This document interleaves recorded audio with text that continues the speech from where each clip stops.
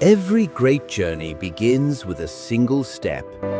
And at Jesse K. Hospital College of Health Sciences, that step is met with warmth, guidance, and possibility.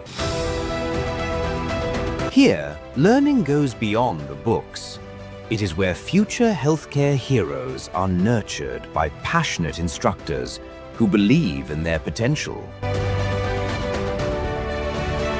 From theory to practice, our healthcare assistant students gain real-world skills in real healthcare settings, preparing them to serve, support, and make a difference from day one.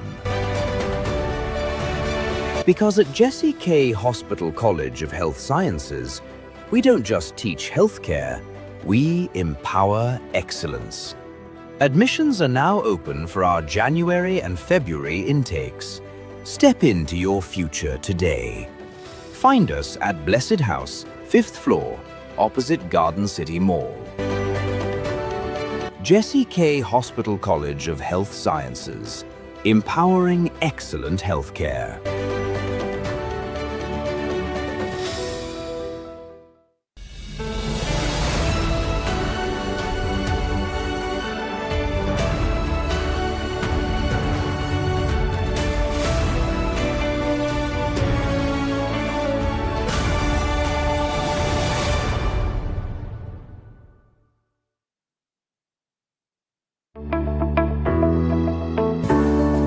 At Jesse K. Hospital, we understand that a child's smile is priceless.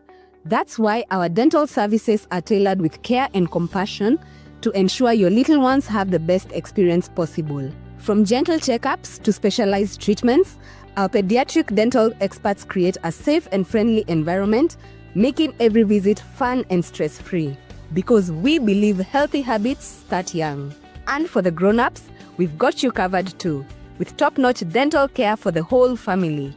Visit Jesse K. Hospital today, located in Roysambu, opposite Park University on Lumumba Drive, and experience dental care that's gentle, professional, and family-friendly. Jesse K. Hospital, you first.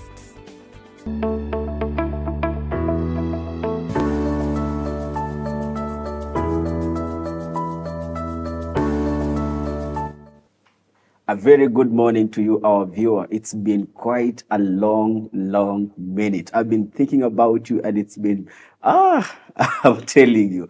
We thank God for allowing us back. It's been a short minute that we've been able to get a short break because of the turmoil and the challenges we've had in the country. But we thank you for waiting and for being patient with us.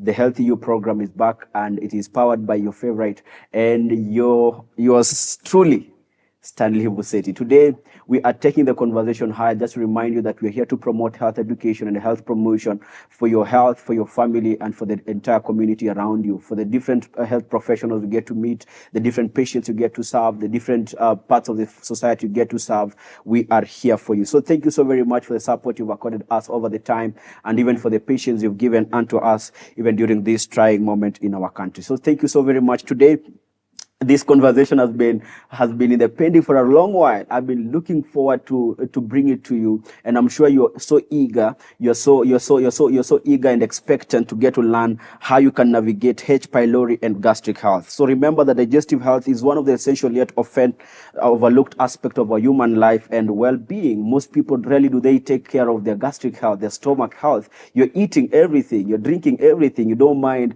if your stomach is getting to take it or not. Many individuals struggle with recurring stomach issues, stomach discomfort, acid reflux, and other gastric conditions without fully understanding their causes or available treatment options. So today, we're going to be looking at one of the most contributors of these particular issues we get in our stomachs, which is Helicobacter pylori. Maybe you're hearing that for the very first time. Welcome to the world of science, and Ken is going to be helping us to decode that, so to get to understand that. So today's session is designed to provide practical evidence-based insights, not just on H. pylori, but on its entirety, gastric health, and its progress and well-being. So stay tuned to understand the diagnosis, the treatment, the management, the prevention strategies that you can execute wherever you are, at a community level, at a personal level, at a family level. So today I'm tuned in by Ken Mutinda. I'll give him a minute just to introduce himself so that you get to know him, so that we get into the business of the day. Yeah, okay. Thank you, Stanley, for the invitation and having me here. My name is Ken Mutinda, a clinical officer based in Kenya, practicing at JCK Hospital in Roysambu. Yeah, Karibu sana, Ken. thank you. Good to have you here. Good to have you. Our audience is looking forward. They've been waiting for a very long time. They were even, some of my friends were asking me, why have you delayed this? And we're struggling with H. pylori for some time. People go every time they report through a hospital with stomach issues. One of the baseline tests you send, clinicians send them for is H. pylori, just to check that. So whether you are joining in as a healthcare professional, student, patient, caregiver, or simply someone interested in improving your health, I encourage you today to actively participate by asking questions, getting to engage us in the comments, getting to engage us in the various platforms that are available. Our number is on your screen. Get to engage with us even as we get to begin, so that as you learn something, let us know that you are getting value. If you are a patient or somebody who has survived from H. pylori, let us hear your testimony. What is that you got to scaffold with, and what message do you have for the people out there? So allow me just to get into the meat of the day, and we're going to begin it at this particular level. Maybe there are people wondering now, when talking about digestive issues, what are these things we're talking about? Maybe they have seen them, but they've not given language to them. So we can begin this conversation, Ken. What are some of the common digestive health cases you frequently see at the hospital? Yeah, for the current situation right now in the hospital, the most common conditions based on the gastric health, mainly you find is the H. pylori is the leading one, followed by amoebiasis, and then the other gastral health conditions like gastritis, ulcers, and other many different like gastric cancer. So with the prevalence of such conditions, what is happening? What is maybe the risk factors that are contributing to us seeing such cases maybe? Based on today's world, I think the main reason for these conditions, mainly the diet. Diet is the main cause. The other causes which may lead to these conditions, like drugs, like when you prescribe specific drugs to a patient over the counter. Yeah, over the counter. You just go over the counter and tell the pharmacist to just give you a specific drug, and you don't know what it is meant to treat, like the aspirin, brufen. They are called the NSAIDs. They have a tendency of eroding the gastric mucosa. Wow. So they will expose you to risk of getting gastric conditions. Maybe that's very important. The people who once they feel some discomfort, they feel something that is not okay with their body, they want to rush the pharmacist, and they are very specific for a specific drug. Somebody they do not care to know that it has aspirin on it, and the adverse effects is that it's able to erode the gastric mucosa, and once it erodes the gastric mucosa, it makes the stomach vulnerable to microbial interruptions in the stomach. Yeah. Oh, great. Globally, studies estimate that nearly 50% of the world's population is infected with H. pylori, with higher rates in developing regions. What exactly is H. pylori, and why is it such an important health concern? Yeah, starting on the definition of H. pylori. Yes. First is a bacteria, mainly H. pylori. The H is an acronym for Helicobacter pylori. That means the bacteria, once ingested, it resides in the human stomach, hence causing the damage to the human gastric mucosa. Yeah. So what happens once you have ingested this particular bacteria? It has gone through your stomach. Now we are in the stomach. What happens there? Once there, mainly before we start, there is a way how to acquire the bacteria into your body. Yes. The routes, the most common is what we call fecal-oral route. The fecal-oral route. Yeah, that's what do you mean? That is through the contaminated water or food. Mainly that means either the water or the food has some fecal matter, that's the human waste in it. So once you ingest it, you will have the bacteria inside your gastric. Because So the feces are the reservoirs. Yeah. Then once you come in contact with them, you could come in contact with them through your hands. And then Yeah. once you're eating, Ingest, you yeah. get to ingest them into the stomach, into your body. Yeah. So now they go into your stomach. Yeah, and there is also another way, but not common way. That is oral to oral, like kissing. Yeah, I know. So kissing is capable of. Yeah, Interesting. yeah. I didn't know this. That is simply because the bacteria can reside in your dental plaques. Yeah, So, can it be carried through the saliva Yeah. or any other fluids? yeah, it can be carried through your saliva. Yeah, So this habit of people getting to do that business, they're supposed to do that with caution. yeah. So why do you think it's an infection that is widespread globally? Mainly, the main reason right now you can say is poor hygiene and a low socioeconomic factor. So low social economic factors, what do you mean? Like the people who are in a low, like let's say in a slum, they are highly susceptible to have H. pylori more than those who are in the upper towns. So looking at the slum setup, most of the hygienic requirements are not well met. There's no supply of water. There's no proper disposal of waste. Some of them do not even have latrines. Some of them do not even have places they can put their dirt and all that. So that contributes to an environmental concern where even their sewages are not properly disposed. So when adults come in contact with the waste over there, that's when they get to acquire it inside their bodies. Oh, great. So despite such high global infection rates, many people show no symptoms. I am told that mostly you rarely see the symptoms of H. pylori until the gastric lining has properly been eroded. And after being eroded, that's when it begins to project some of the symptoms. So what are the common signs and symptoms that we should be looking for especially when H. pylori becomes active? Yeah, first, before we go to the presentation, the reason why some may appear asymptomatic, that they may not show the signs, it depends on some factors. It may depend on the virulence factors of the bacterial or the So virulence host. factor, what do you mean? Virulence factor is the ability of the organism to cause a disease. Oh, so its ability to begin to affect the cells surrounding it, and then it causes some abnormality around it. Okay. Like, it will depend on the dosage you have ingested, if it will be able to cause harm to the mucosa. Yeah. Okay, so that's the contributing factors. Yeah. What else? Also, the the susceptibility of the host to chemotherapy. Maybe you are on other drugs being treated for another infection. Let's say you are on something like amoxicillin. It will try to suppress the bacterial.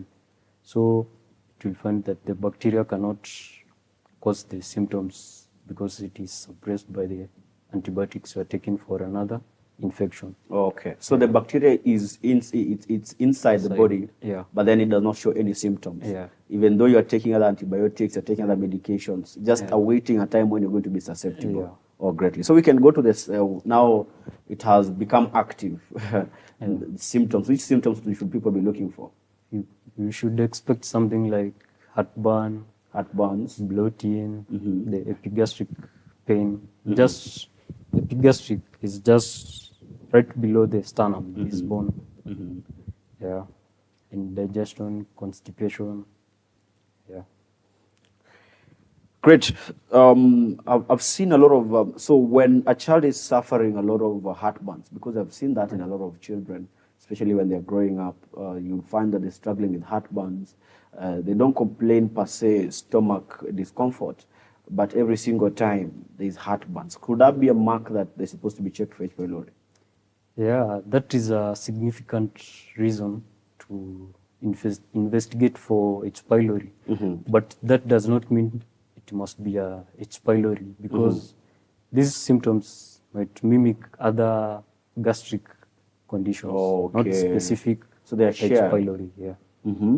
So when should symptoms prompt urgent medical attention? Because you've said they could mimic other conditions, so I could not query H. pylori. Yeah. Maybe I could just be having an acid reflux. I could be having just a small stomach discomfort, food poisoning, and all that. So when should it begin to prompt me to seek medical attention? Maybe you can seek for medical attention in the acute phases. When you just start experiencing those symptoms, you can just prompt to know what is happening. But there are other reasons when you can decide to check for an emergency response to the condition, like when you are vomiting blood, you are losing weight unintentionally, or you are passing a black stool. That means it has some blood. Yeah, black stool. Yeah. Mm-hmm. So you should. But really, do check. people get to check their stool? Do people check their stool after? You I can think it's see- a call to them getting to also check. Yeah, Sometimes they could be Yeah. having an infection, you do not know. yeah. Mm-hmm. It can be that when you are using, like, let's say the flush toilets, you can get to see. You might not see it black. The blood, but you can see it as a black stool. Okay. That means digested blood. Mm-hmm. So that should prompt you to do an investigation to know. Yeah. You get checkup. Yeah. You've talked about the symptomatic phase of that particular infection. Yeah. Can someone live with it for years without knowing? You could just have H. pylori for 10 years, for 5 years, without never knowing. Yeah, going to that, I can just give how it happens. Yes. Yeah. So once you ingest the bacteria, it resides inside your stomach. Yeah. And then a stomach, people just misunderstand the difference between a stomach and the abdomen. Abdomen is just this entire part, just below the ribs. That's the abdomen. Stomach is just right below your, Where food is stored. yeah. It's a masculine structure, pocket protein, yeah. So you'll find that once you ingest, the bacteria will reside inside your stomach. And it has something called, it's like feet, like legs, but not legs. They are called flagella. So these are like motile. They trying to move the bacteria. So they will burrow under your mucosa. The lining Burrow of the is stomach. like hide inside your mucosa. To avoid the effects in the stomach, you have glands, you have the mucosa and the muscles. So the glands will secrete enzymes and acid. The hydrochloric acid. Yeah. So to avoid the effect of this acid, they will have to burrow, hide under the mucosa. So they're camouflaging. Yeah. When they hide under the mucosa, the body itself will react against this. They will treat this as a foreign body. So the body will try to react to eradicate this bacteria. So you'll find that the body is trying to fight. Then also the bacteria will try to fight against the body mechanisms. So this will lead to weakening of the immunity and the area infested by the bacteria. So the area will be weak.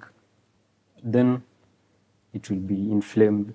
And that the stomach will release the hydrochloric acid. And since the stomach is a protein muscular, the nature, like it's a protein, the acid will digest the protein, the muscular part of the abdomen, the stomach. So it will corrode and create an ulcer. Yeah. Such an amazing process. So that's how an ulcer will come about. Yeah. So the bacteria has eaten the mucosa, has eaten the mucosa where it had burrowed in. Yeah. So after that, after eating that, it makes it vulnerable. Then the glands are releasing the hydrochloric acid. It finds the mucosa now without the lining. Yeah. So automatically, it being protein in nature, it begins to erode it. Yeah. Once it erodes it, it causes an ulcer. An I didn't know ulcer, that. yeah. That's an interesting one. Oh, great. So maybe what are some of the main ways H. pylori is transmitted? We want to know now. I think you had mentioned that. Maybe now we can just look at it generally. And why is it more common in some regions than others? Yeah, as we had said earlier, the main route of transmitting H. pylori is through the fecal-oral and the oral-to-oral. And why you will find some areas high prevalence of H. pylori than others is just because we find that some areas are vulnerable, like close socioeconomic areas. So that will increase the risk of having high prevalence of H. pylori. Yeah. What maybe are some of the practical prevention strategies you would recommend for such areas? For the H. pylori, you will have to target you have to target the cause. That's the hygiene. So you'll have to work on the hygiene. Hygiene. So proper sanitation and waste management. Waste management. Yeah. Early detection and screening. Yeah. So as well, there's an argument that if untreated, H. pylori can lead to complications, such as the ones you've mentioned. You mentioned ulcers and even stomach cancer. So how serious can these outcomes become? So that our viewers out there, they just assume, maybe I'm having a small stomach discomfort. Let me just go and get an antacid and all that. They forget that this thing could progress into something worse. Yeah. This, like, for the peptic ulcers, the ulcers, they can complicate into, it's like a big ulcer that once they are exposed to the acid for a very long time, this may lead to cancer. And as we know, cancer is something serious in managing. Serious in management. How does gastritis come about? Gastritis, that means the entire mucosa of the stomach is affected. It's like an ulcer. Yeah. So are you able to eat normally? Are you able to store? What happens? You can eat normally, but the digestion part, it's impaired because the acid being released to digest the protein and the enzymes are working on the muscular lining. Since it is a protein, and the HCl and the pepsin are mainly for digesting proteins. Yeah. Then how does early detection change outcomes? Yeah, early detection, we always say prevention is better than cure. So if you detect the infection before it progresses to something serious, it will be easier to treat and manage. H. pylori is curable. H. pylori is curable. Yeah. So it could be cleared once and for all. Yeah. But why is it that people have recurrence of it after they've been cured and then there's a resurgence again? What happens? Mainly because I've had friends complain about it. They've gone through. We have a whole kit. I think we'll talk about it in the second segment. That they've taken that. It's a very heavy kit. Then you finish the kit after some time again, they still have the same challenges. What happens? The main reason right now is, like, you see, during the management, there are drugs you are given. Some are antibiotics. Then you'll find that over the time, people have been going to the over-counter prescription. So they have developed something we call drug resistance. So once you give them the kit, it contains the same antibiotics they've been using for a very long time. So the body is like resisting. So it will not work. Again, something like some will try to take the medicine, then they'll try to stop the medication before they prescribe. Non-adherence to medication. Non-adherence, So mainly when you not adhere to the regimen you've been given, and as well if you've been abusing antibiotics, so you've developed antimicrobial resistance, that could also be a factor. So apart from them being testing for H. pylori, what could they be tested for to ensure that the drugs are sensitive to the condition they're being treated for? Yeah, for that, there is no specific test to test for drug resistance, but you can just shift the drug to another option. Okay. So you go to the next generation. Yeah. Oh, great. So are people aware of these long-term risks? Because we've seen these things happen in our normal communities, within our family members. Could it be there's a challenge of information, there's ignorance? What is happening? Why people, irrespective of them knowing that over-the-counter drugs are not okay or are not preferred, they're still taking them? What is happening? I think why people choose over-the-counter prescription is simply because of the current situation right now, the financial challenges. Yeah, you find it in the hospital is a bit expensive than over-the-counter. Yeah, so they tend to adhere more to the over-the-counter prescription than the hospital. So they're cheaper and easily accessible. Yeah. Somebody wants to settle the discomfort during the night, they can't go to the hospital. Yeah. So they choose, let me just settle Something this faster. and sort that out. But that is dangerous. So remember, our viewer, that is not something recommended. Get diagnosed, get prescribed the right drugs in the right dosage, adhere to the regimen, and finish them in good time.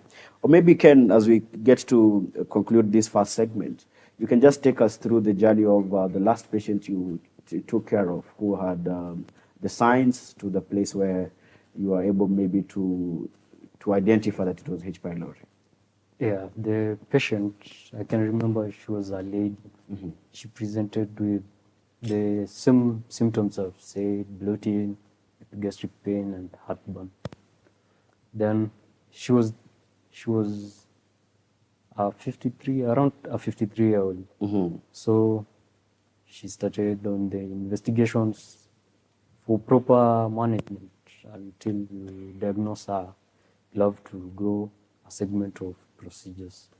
Love first to take a good history, like you ask her about factors which may lead to exposure to the H. pylori. Then you examine her, you send her to the lab. Then once the results are out, you give her the medication. But she did not come back. I guess she's right. Yeah, she's okay. She's doing okay. Yeah. Maybe do you have a follow-up system to make sure that is happening? Because we could assume she's okay, but on the other hand, we should also not be ignorant of the fact that she'll not be okay. Yeah, normally we give them the date to come back, check up to see if the bacteria is cleared. If the bacteria is not cleared, you can continue with the medication. Yeah. That was an amazing first segment, and for sure we've learned quite a lot from what Helicobacter pylori is and how it comes into your body, where it resides, what are some of the effects it does to your body, and what are some of the complications you could develop even as you are ignorant of that particular fact. And as you've noticed from our guest this morning, that there are many people who do not adhere to the drugs they've been given, the people who are misusing over-the-counter drugs, the people who as well are not taking care of their environments or the places they live in. The sanitation is not in good shape, and that is what are some of the contributing factors to this particular condition. So it is happening, yes, but to some extent there's a role you have played. There is a role you have played, maybe a gap in the information of what you need to do, a gap in adhering or obeying the instructions given to you by the medical practitioner, or even as a country, we have not created or put proper sanitation mechanisms. So in our second segment, you're going to be looking at, basically has gotten to give us a snippet of what diagnosis looks like. But in the second segment, you're going to be building up on that, on how diagnosis happen, treatment options, and even strategies that are going to be long-term and sustainable in making this disease is properly eradicated in our population. Remember, I have a key announcement in the second segment. Even though we've taken some long time, I have another key announcement. I'm looking forward to hear from you. Please send in your questions concerning the cases you've had, even the testimonies we've had, people getting treated and healed of H. pylori, or any other inquiries you would like to know about your gastric health. Our guest is here ready and prepared to answer you. So remember, this program is properly and highly powered by JCK Hospital. I keep talking about their branches in Roysambu, in Mariaine and Juja Farm. They have a very good facility and different services, different scopes offered. So remember to go and see their pages and get to see the offers they have and see what you can benefit from. So to this end, I'm looking forward to hear from you in the second segment as we cover the remaining details. Thank you.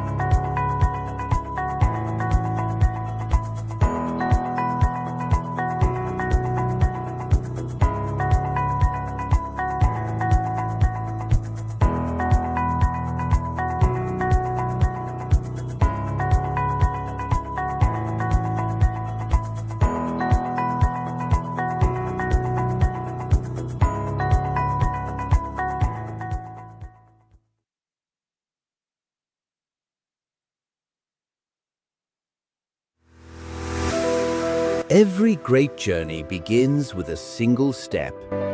And at Jesse K. Hospital College of Health Sciences, that step is met with warmth, guidance, and possibility. Here, learning goes beyond the books. It is where future healthcare heroes are nurtured by passionate instructors who believe in their potential. From theory to practice, our healthcare assistant students gain real-world skills in real healthcare settings, preparing them to serve, support, and make a difference from day one. Because at Jesse K. Hospital College of Health Sciences, we don't just teach healthcare, we empower excellence. Admissions are now open for our January and February intakes. Step into your future today. Find us at Blessed House, 5th floor, opposite Garden City Mall. Jesse K. Hospital College of Health Sciences, empowering excellent healthcare.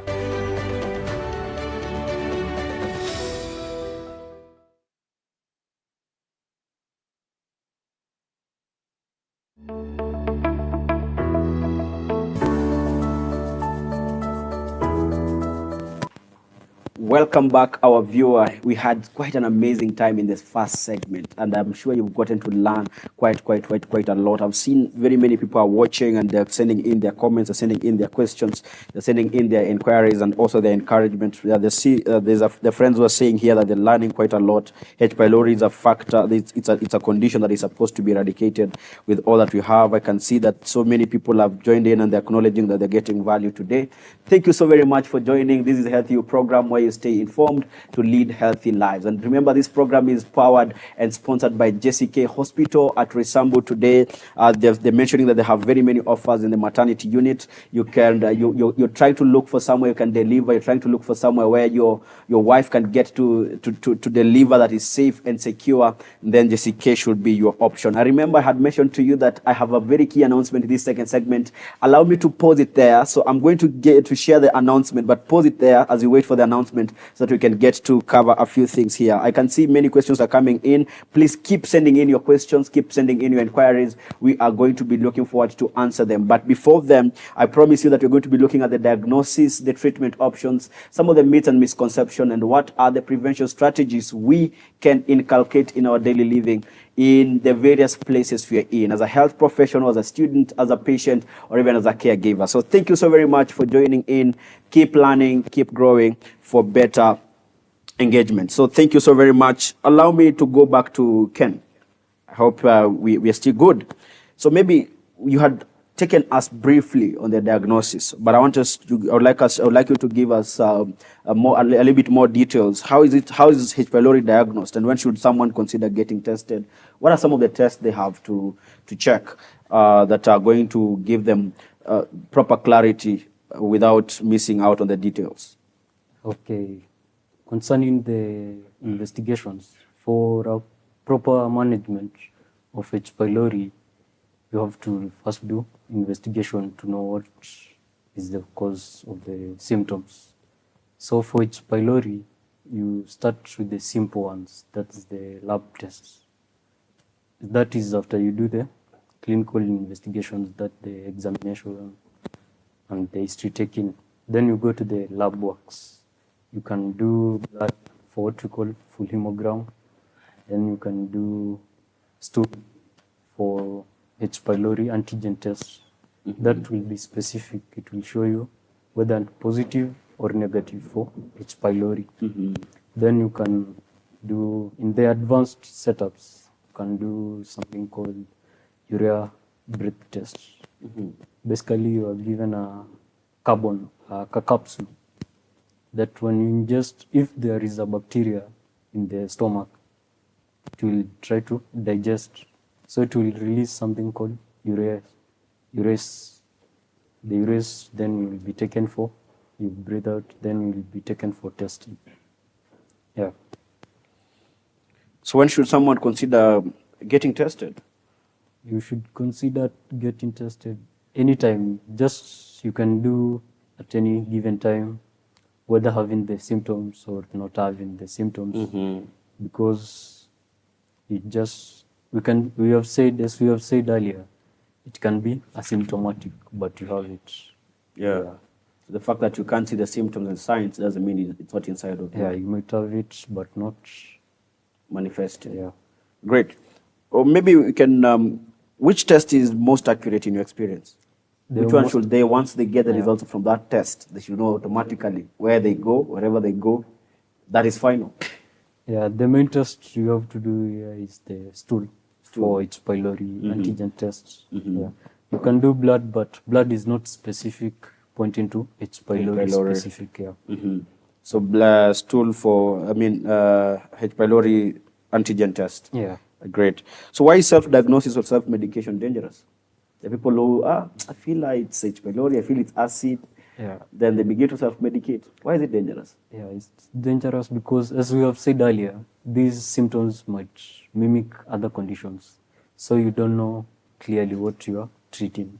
And you don't know maybe the correct drug to use for the management of this condition. So it's good to do it from the hospital. First get diagnosed, then the prescription given later. I like the value you're getting so far, but allow me to pass a few shout outs to people who are watching here. I can see Ian Mungai. Thank you so very much for joining. Sir Enoch, thank you so very much for joining. And Joy. Maybe there's a quick one here before we proceed to the treatment options. Somebody is asking, when H. pylori infection progresses to gastritis, is the gastritis still curable or can it become a permanent condition? Yeah, it depends on how you are going to manage it. If you are going to manage if you adhere to the drugs and the management, it is curable.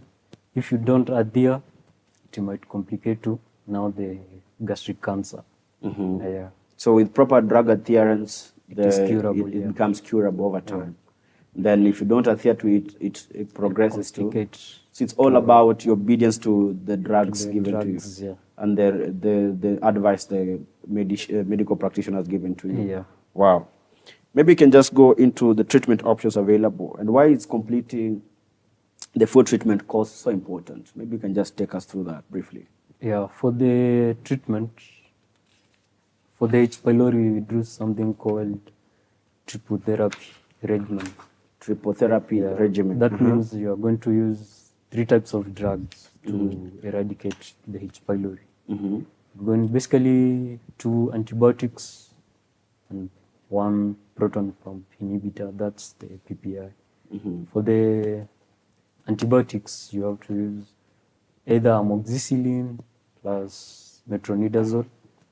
And for those who, let's say for those who are allergic to penicillin, you are not going to use the amoxicillin. You will use another antibiotic like the azithromycin plus the metronidazole. And then the proton pump inhibitor like omeprazole and soprazole. Yeah. So it's a triple antibiotic therapy. Yeah. So and 2 combinations of antibiotics and 1 proton pump inhibitor. Yeah. Oh, great. Yeah. And this you do for 14 days. Then you continue. That's the antibiotics you'll do for 14 days consecutively. Then after 14 days, you're going to stop the antibiotics and continue with the proton pump inhibitor for another 14 days. Then after those 14 days, you get to around 1 month from the day you stop the antibiotics.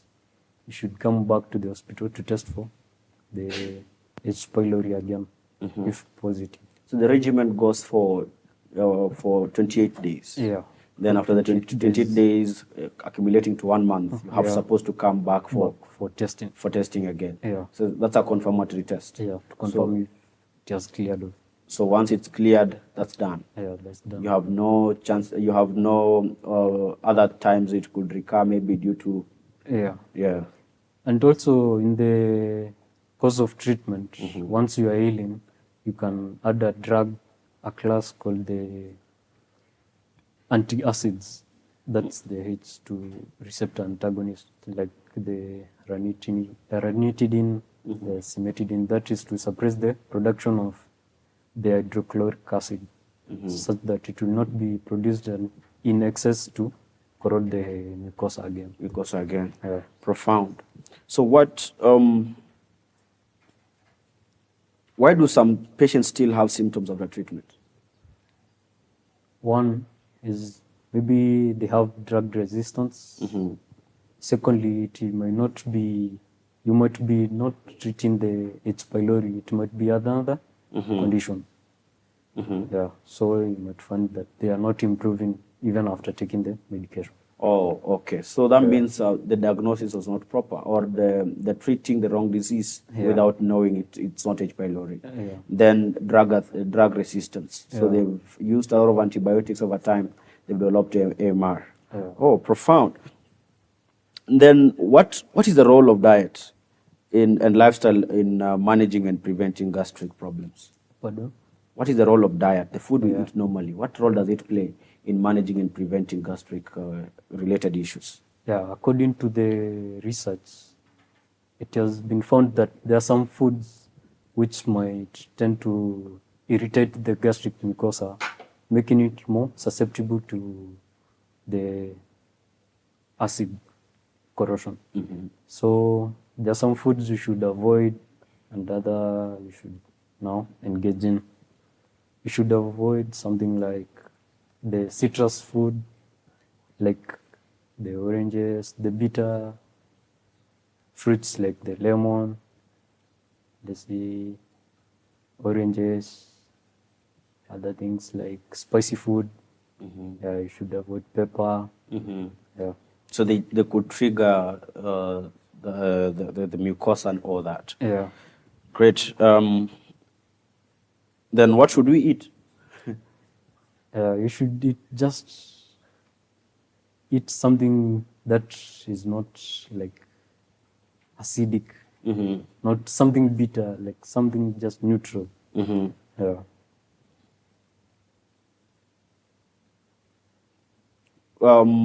Are there food habits or eating habits that contribute to that particular condition? The people like eating at night, the people like eating during the day. Is there a pattern to that? Specifically, let's Or say it's just someone a myth? someone who is fasting for a very long time is highly susceptible to is because the body, when you are fasting, the body will not stop its activity of releasing the hydrochloric acid. Hydrochloric acid. So the body will release the hydrochloric acid and it will not find food to digest. So it will go to the muscles of the abdomen, the stomach. And then they begin to corrode it. Yeah. There are a few questions coming in. Maybe we can cover a few as time allows us. Somebody is asking, hello, I'm asking at what point should someone go for an endoscopy? This is Juliet. Thank you for joining, Juliet. Yeah. So, yeah. I forgot about the endoscopy. Endoscopy is basically a small tube that is a non-surgical invasive procedure. You either insert a camera through the mouth or through the rectum to visualize the affected area to rule out what is causing either the symptoms. Then the endoscopy is mainly meant for biopsy. You take some tissues for histopathology to diagnose further something like cancer. So what should prompt you to do endoscopy is when you are experiencing something like vomiting blood, losing weight unintentionally, or diarrhea in blood or bloody stool, or when you are being treated for, let's say, for more than 3 times for H. pylori and you are not improving. That might suggest that basically you are not being treated for H. pylori. There is something else underlying. Yeah. Rhoda in Kimbo is asking, does eating street food increase the risk? Yeah, mainly the street food. That's mocha pale. Yeah, because mainly these street foods, first, the hygiene is not standard. Yeah, so you'll find that the hygiene is low. They are junk foods such that you find that they are spicy. And as we have said, spices are risk factors for the development of the condition. Yeah, so street foods are not They're not as recommended. safe. Yeah. John is asking, thank you so much, John and Rhoda, for joining. Is H. pylori a lifelong disease? Yeah, H. pylori, it will depend on how you manage it. If you manage it at the early stage, it is a short. It becomes short-term and it's curable. Yeah, it is curable. If you just play along, it will complicate to even the cancer, I would say. Yeah.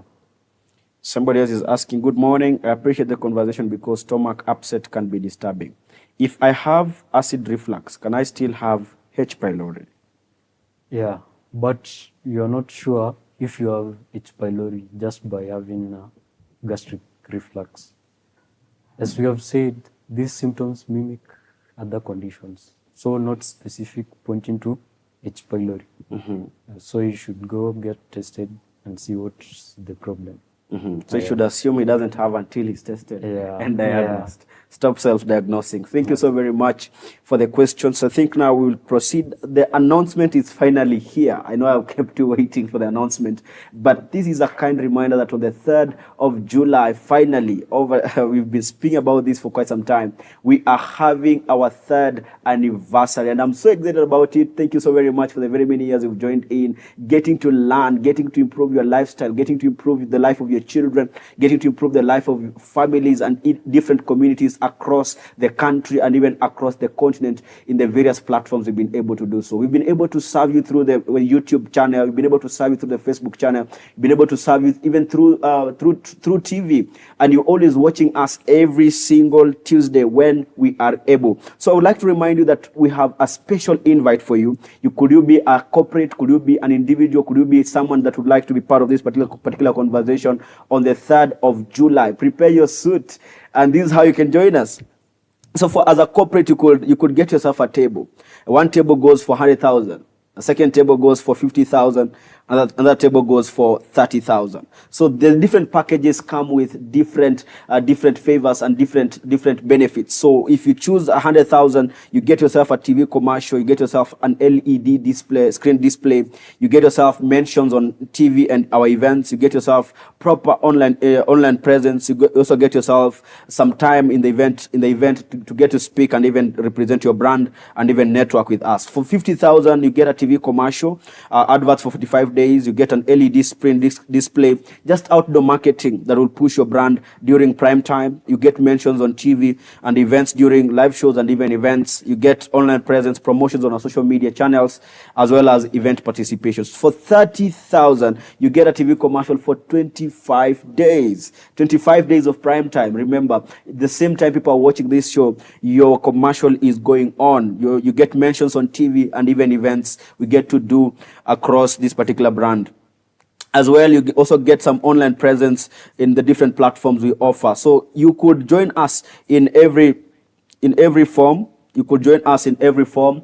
Whatever capacity you'd like us to work together with you as a corporate, as an individual, get a table for your team. It could be great to have you and your entire team, and the operations team, the operations manager, the CTO is around here just for that anniversary. Thank you so very much for the journey you've worked together. And as well, JCK College has already taken a table, being one of the sponsors of this particular program. JCK Hospital has already taken a table, and also a kind reminder, our college, JCK Hospital College, is recruiting for the certified nursing assistant.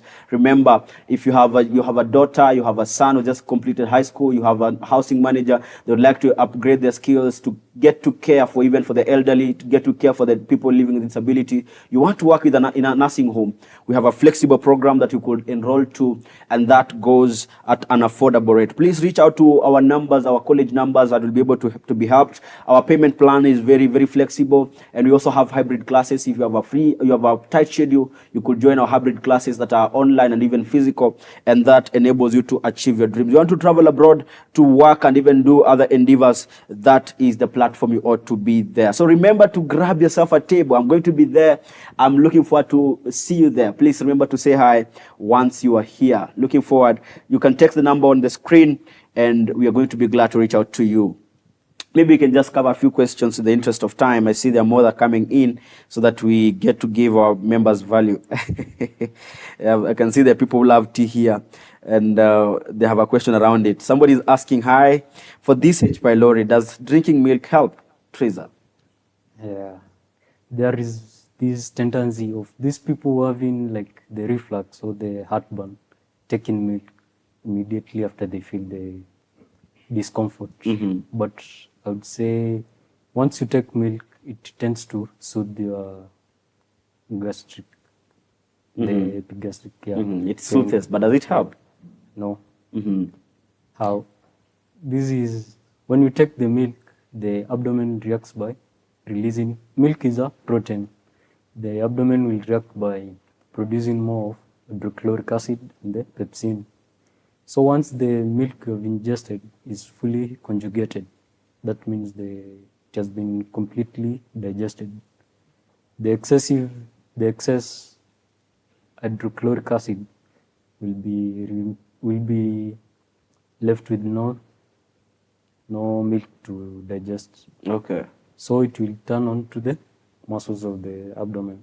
So it will soothe you right now, but after a few minutes, it will be worse. So it's just like a painkiller, a soothing, temporary mechanism. So for that, I would advise you take yogurt, not any just yogurt, just the probiotic one, because it has some microorganisms that are helpful for the gastric health. Wow. Yeah. Kim is asking, can H. pylori cause a burning sensation in the stomach? You're feeling jotoish. That is what she has typed here, just around the stomach.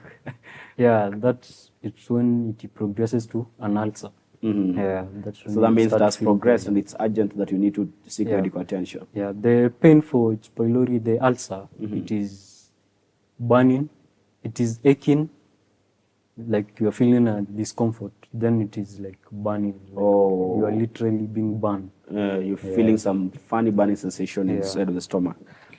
Okay, Gerald, Gerald is asking, the people love tea. Is tea good with H. pylori? Some of us take tea every time, man. It will depend. If it is before you feel the discomfort, it is okay. But if you're experiencing the discomfort right now, don't soothe it with tea. It will just immediately it's cleared, the hydrochloric acid is triggered to secreted, and then it begins to erode the so stomach. you can take it before the discomfort begins. Maybe the last one here is H. pylori caused by eating too much spicy food? I think you had mentioned this. Maybe you can just clarify. Then combine that with, can fasting worsen symptoms? Yeah, it will not mainly cause, but it will aggravate the effects of the H. pylori, making the abdomen more susceptible to the acid being released, weakening the mucosa. About fasting? Fasting, that will worsen the condition because, as we had said, more of the acid will be released and it will have nothing to digest, so it will turn on to the stomach. Great. Thank you so very much, our viewers, for the questions you're sending in. Thank you so very much for the engagement. We like that. In case you have any other queries, please send them. The team is going to share it with us, and we'll be able to answer them next time. You can even share them in the comment section. If this program is also something you're loving and enjoying, you can share it with some of your family members and even the communities around. Maybe we can cover this as the last bit of this conversation. I see the last one here. Somebody is asking, do newer natural remedies, which is the last question we're going to be covering today, do newer natural remedies such as kefir and kombucha, is it kombucha? Yeah, really work in treating H. pylori or gastritis? And what does the medical evidence say about the effectiveness? Probiotics and all that. Because I've had a lot of testimonials around them.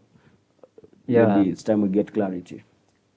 For the probiotics are not mainly meant for treatment. It's just for the health, to improve the health of the gastric.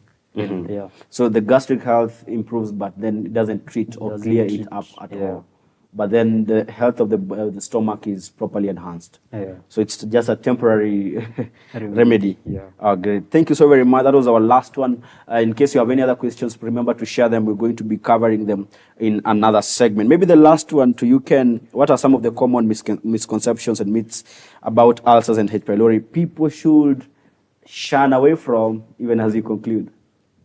Mainly is about the stress. Mm-hmm. Stress. Many people say you tell someone you have ulcers, they ask you about unatoa wapi stress. Kijana mdogo. True, I've heard that severally. Yeah, but when we talk of stress in this concept, we are meaning something like medical stress, not just because to have an ulcer, it isn't just something which might take quite a long time.